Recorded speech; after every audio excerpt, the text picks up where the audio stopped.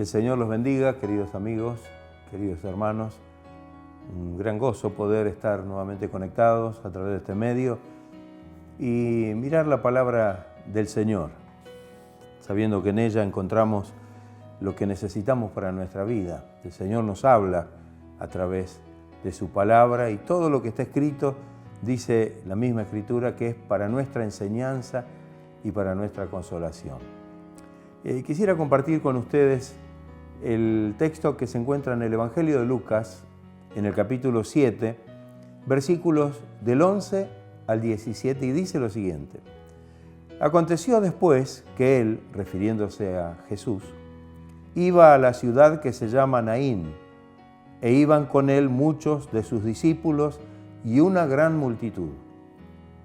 Cuando llegó cerca de la puerta de la ciudad, he aquí que llevaban a enterrar a un difunto, hijo único de su madre, la cual era viuda, y había con ella mucha gente de la ciudad. Y cuando el Señor la vio, se compadeció de ella y le dijo: no llores. Y acercándose tocó el féretro, y los que lo llevaban se detuvieron. Y dijo: joven, a ti te digo, levántate. Entonces se incorporó el que había muerto, y comenzó a hablar, y lo dio a su madre. Y todos tuvieron miedo, y glorificaban a Dios, diciendo: un gran profeta se ha levantado entre nosotros, y Dios ha visitado a su pueblo.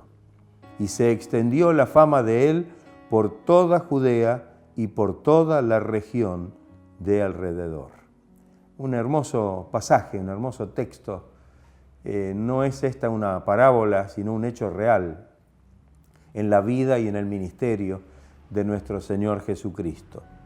Se describe aquí primeramente, cuando miramos un poco atentamente el texto, primeramente se describen dos grupos numerosos movilizándose. El primero que se menciona es el que se dirigía hacia la ciudad de Naín, y ahí vemos a Jesús rodeado de sus discípulos y también dice de una gran multitud, en un ambiente seguramente de regocijo, de esperanza. Todos estaban expectantes de recibir tal vez una enseñanza o algún milagro de parte del Señor. Por el contrario, el otro grupo, el que salía de la ciudad, era un cortejo fúnebre, un numeroso séquito donde solo había expresiones de dolor, angustia y desesperanza. El fallecido era el único hijo de una madre viuda. No fue una casualidad que esto sucediera. Nosotros creemos que para Dios no hay casualidades.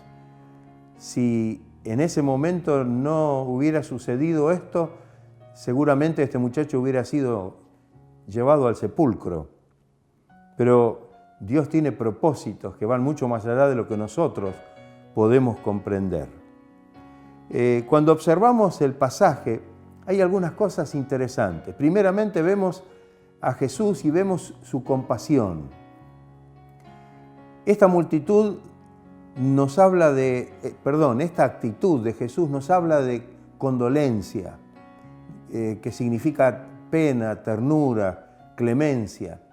El Señor se identifica con el sufrimiento, el padecimiento de los demás. No dudó un instante el Señor en detenerse con toda esa multitud que lo acompañaba y acercarse a donde estaba este otro grupo donde realmente había mucha pena y dolor. Y dice que él vio a esta mujer angustiada, desconsolada, y le dio palabras de consuelo. Ahora, las palabras de consuelo de Jesús son muy curiosas. Jesús le dijo: no llores. Y nos podemos preguntar, ¿quién podría decirle a esta mujer que estaban llevando a sepultar a su hijo que no llore? Era natural que lo hiciera, pero es que Jesús tenía el propósito de cambiar la situación. Las palabras del Señor no son palabras solamente. En esta circunstancia eran palabras también no solo de condolencia, no solo de pena, de ternura, eran palabras de amor, eran palabras también de poder, eran palabras de espíritu y vida. Qué importante saber esto. Muchas veces encontramos en la Biblia palabras que nos dan el consuelo o nos dicen que aún en medio de las situaciones más difíciles podemos encontrar la paz y que tengamos paz. Y podemos decir, pero ¿cómo voy a tener paz si estoy pasando tal circunstancia, tal situación, tal adversidad? Pero las palabras del Señor no son solo palabras, sino que hay espíritu en esas palabras que pueden darnos el consuelo, la fortaleza y, por supuesto, solucionar el motivo de nuestra angustia y de nuestro dolor y de nuestra pena. En aquel tiempo las viudas, como también los huérfanos, eran personas totalmente vulnerables. No tenían ninguna protección y debían enfrentar un total abandono social, un futuro miserable. Esa era la situación de aquel tiempo. Por eso una de las obras de la iglesia primitiva que encontramos descritas en el libro de los Hechos, en el capítulo 6, nos damos cuenta que era justamente esa, el ayudar a las viudas y a los huérfanos, porque en realidad nadie se ocupaba de poder realmente atenderlos. Ahora bien, en el versículo siguiente, en el 14, dice que el Señor se acercó a ese lugar, se acercó al joven que yacía muerto. En muchas oportunidades vemos a Jesús que se acerca a aquellos que están padeciendo una gran necesidad. Pero en esta circunstancia se acercó a este joven que en realidad ya estaba muerto. Podemos tal vez paralelamente recordar cuando Jesús se acercó al sepulcro donde yacía Lázaro, uno de sus amigos, 4 días después de su muerte. Y se acerca también, se acerca con esa compasión, con esa condolencia. Hasta en ese texto al que nos referimos de Lázaro, dice que hasta Jesús lloró en esa circunstancia. En esta circunstancia se acerca a donde estaba el joven y dice que tocó el féretro. Una señal también que la vemos recurrente en el ministerio de Jesús. Hay muchas referencias en la Biblia en las que el Señor toca a quienes necesitan recibir algo del Señor. Podemos citar algún texto como para recordar algunos de los milagros del Señor. Dice que en el Evangelio de Mateo, capítulo 20, deteniéndose Jesús, vio que había 2 ciegos y les dijo, ¿qué queréis que os haga? Ellos dijeron, Señor, que sean abiertos nuestros ojos. Entonces Jesús, compadecido, les tocó los ojos y enseguida recibieron la vista y le siguieron. Y también hay otros, tantos otros. También sanó a un leproso que se acercó al Señor y acercándose al Señor se postró delante de él y le dijo, Señor, si quieres puedes limpiarme. Y dice la palabra que Jesús extendió la mano y lo tocó. Tocar a un leproso en aquella circunstancia, en aquel tiempo, no era permitido ni siquiera por la ley. No debía hacerse. Pero Jesús tenía la autoridad y el poder y la compasión suficiente, porque las palabras que siguieron fueron, quiero, sé limpio, y al instante su lepra desapareció. Señor, si quieres puedes limpiarme. Sí, quiero limpiarte, quiero sanarte. Y dice que al instante ese hombre quedó sano. Aquí el Señor, en este cortejo fúnebre, se acerca al joven, toca el féretro y va más allá también y le habla. Y alguno dirá, qué locura hablarle a una persona que está muerta. Y le habla al joven. Los demás pensarían que estaría loco, tal vez. Y le dice algo que es interesante. Joven, a ti te digo, levántate. Y yo creo que esta expresión nos muestra una expresión de autoridad, una expresión de autoridad. Cuando acudimos de nuevo al ejemplo que pusimos de Lázaro, el Señor también, habiendo llegado al sepulcro, se paró delante y una vez que sacaron la piedra que estaba frente al sepulcro, dice que lo llamó por su nombre. Le habló 4 días que había muerto Lázaro y le dijo: Lázaro, ven fuera. Lázaro, ven fuera.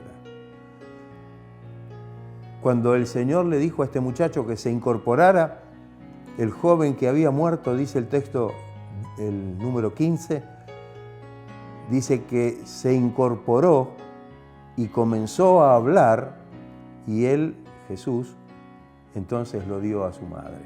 Qué importante. Por eso decíamos que esas palabras que le dijo en principio, mujer, no llores, tenían que ver con esto que iba a acontecer. Eran palabras verdadero consuelo. No llores, porque en él estaba el poder para revertir esa tremenda situación. Así también Lázaro, el que había muerto, también se levantó, salió de la tumba, dice el texto bíblico, atadas las manos y los pies con vendas y el rostro envuelto en un sudario. Y Jesús dijo: desatadle y dejad de ir. Qué grande es el poder del Señor. Tal vez podemos preguntarnos, ¿habrá algo que el Señor no pueda hacer? ¿Habrá alguna limitación que podamos ponerle al Señor? En el libro del profeta Jeremías, capítulo 32, verso 27, habla Dios a través del profeta y dice: he aquí que yo soy Jehová, Dios de toda carne. Y a modo de pregunta, ¿habrá algo que sea difícil para mí? ¿Usted qué piensa? ¿Habrá algo difícil para el Señor? Muchas veces nos encontramos en situaciones que realmente son muy complejas, muy difíciles. Y tal vez inclusive hasta para la ciencia es imposible. Pero ¿será imposible para el Señor? ¿Será difícil para que el Señor pueda obrar y resolver esa situación? Dios quiera que podamos realmente creer por la fe en que para el Señor no hay nada difícil y mucho menos imposible. Creo que muchas veces hemos dicho que el Señor se especializa en imposibilidades, porque lo que es imposible para el hombre, para el ser humano, es posible para Dios. El siguiente texto dice que los que acompañaban el cortejo tuvieron miedo. Claro, un pavor repentino les vino por estar frente a lo sobrenatural, a lo que estaba ocurriendo, que no era algo normal o común. Y comenzaron, en ese momento, dice el texto, a alabar al Señor y a decir: un profeta se ha levantado entre nosotros. Y otros decían: Dios ha visitado a su pueblo. Pudieron darse cuenta de que el mismo Dios estaba allí en ese momento. Y Él había resucitado a este muchacho muerto. Qué importante, qué hermoso testimonio encontramos en la palabra. Ahora, qué reflexión, qué dureza debe haber en los corazones de aquellos que fueron testigos de las maravillas de Dios y aún así no han creído ni le han glorificado. ¿Cuántas personas han sido testigos del poder de Dios, del poder que tiene el Señor para hacer cosas sobrenaturales y sin embargo sus corazones endurecidos no les permitieron creer en el Señor y aceptar lo que estaban viendo? En el versículo 17, el final, dice: la fama de Jesús se divulgó rápidamente por toda Judea y por toda la región de alrededor. ¿Cuántas personas impactadas por lo que aconteció ante sus propios ojos habrán dado testimonio y habrán compartido con otros este milagro que vieron hacer al Señor? Qué hermoso esto. Pero qué pena que tantos que escuchan los milagros de Jesús, de lo que Él hizo, no acudan al Evangelio de salvación y siguen vagando en sus propios caminos hacia la perdición. Que el Señor nos ayude, que el Señor obre, que la gracia del Señor toque los corazones y que frente a la manifestación poderosa, milagrosa del Señor, sanando, librando, transformando vidas, trayendo paz, gozo y haciendo tantas obras que excede a lo natural, podamos realmente con un corazón abierto, sencillo, recibir al Señor como nuestro Salvador personal. Creer en el Señor de todo corazón y aceptarlo como nuestro único Salvador, como nuestro único y suficiente Salvador personal. Que el Señor esté bendiciendo a cada uno en este momento. Que esta palabra que está escrita para, como dijimos al principio, para nuestra enseñanza y para que de esta manera podamos realmente con un corazón dócil, con un corazón abierto, creer en la palabra del Señor y ver realmente que tenemos un Dios para el cual no hay nada imposible. Que el Señor esté bendiciendo a cada uno y que la gracia del Señor pueda ser derramada en cada vida. Que Dios los bendiga ricamente.